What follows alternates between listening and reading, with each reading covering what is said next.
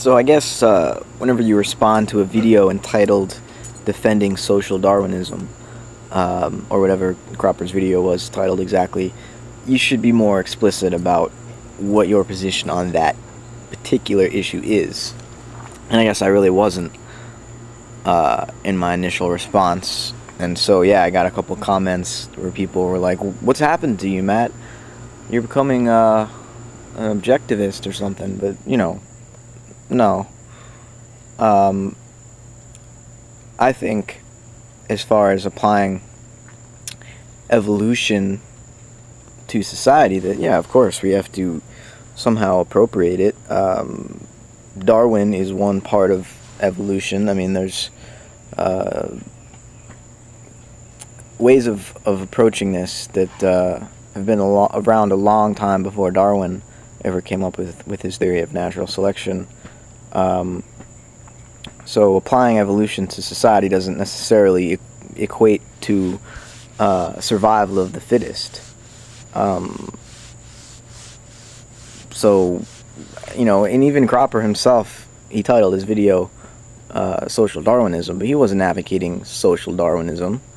He was advocating applying our understanding of ecosystems and biology to economics and to culture. And any honest person would have to accept that, you know, we should do that. We should try to gain a deeper understanding into how it is that we behave amongst each other based on what we know about ecological systems and the types of organisms that we are. But you know, anybody who's watched my channel knows that I have a very broad approach to understanding biology and ecology that's not limited to you know, neo-Darwinism, for example.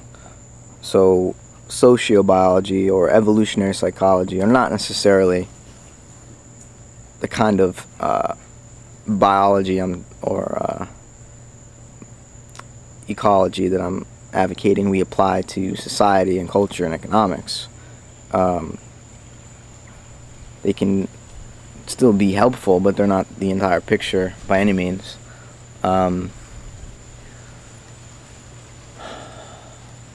But you know, I don't know what draws me towards this objectivism stuff, you know, Ayn Rand's objectivism specifically, because it's just like this ready-made system to replace the ready-made system of medieval Christianity, I guess. It sort of, you know, fills in the gap that was left after people couldn't believe in the church doctrines anymore. But it, you know, it's just like it's another set of books and axioms and, you know, ways of formulating certain, certainly not all, but some major problems that human beings face in their intellectual and moral lives. But it seems so limited and restricted. I mean, to reduce everything to self-interest, to me seems exactly backward. Our self-interest itself, our sense of individuality, is a byproduct of our relationships, of our community, of our upbringing into a society. Our individuality is a product of our learning to speak among others a common language. And we, through time, identify ourselves as others have identified us in the past. And so any self we think we have, any self we are interested in, is one given to us by our peers and our parents and our society. And there's no way out of that.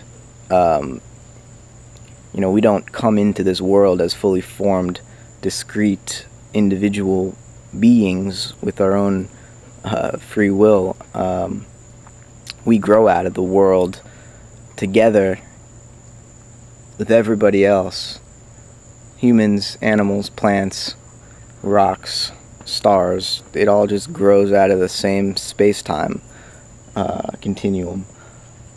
None of it's separate from anything else.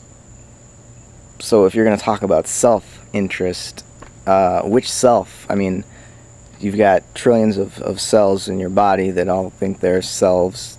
You've got a whole society that could be considered a self. You've got an ecosystem, a planet, a solar system, a galaxy. These are all variations on the body.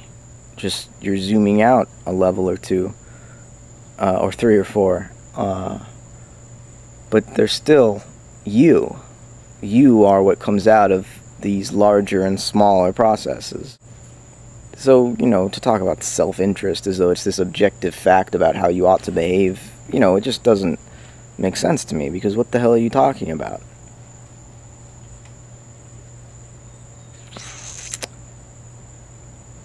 We do need to start thinking about systems, though. Closed systems, open systems, economic and ecological systems.